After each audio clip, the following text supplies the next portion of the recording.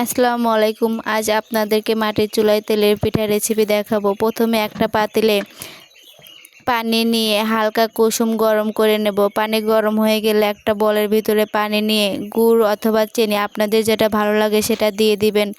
আমার কাছে খেজুরের গুড় দিয়ে ভালো লাগে তাই গুড় দিয়ে দেব, সাথে চাউলের গুঁড়া। আপনি যদি ফুলকো ফুলকো করে বানাতে চান তাহলে অল্প পরিমাণে ময়দা মিশিয়ে নিতে পারেন, তাহলে পিঠা অনেক সুন্দর ফুলে উঠবে। গুড়ের সাথে চাউলের গুঁড়া ভালোভাবে অনেকক্ষণ মাখানো লাগবে, তাহলে পিঠা অনেক সফট ও নরম থাকবে। মাখানোর পর একটা কড়াইয়ে আগে থেকে চুলায় তেল গরম দিয়ে রেখেছি। দেখতেই তো পারছেন পিঠা অনেক সুন্দর ফুলে উঠেছে। অনেকেই বলে তেলে পিঠা ফুলে না। আপনারা এইভাবে চেষ্টা করলে অবশ্যই পিঠা ফুলবে। পেজটা ফলো করবেন, লাইক করবেন, অবশ্যই ভালো থাকবেন।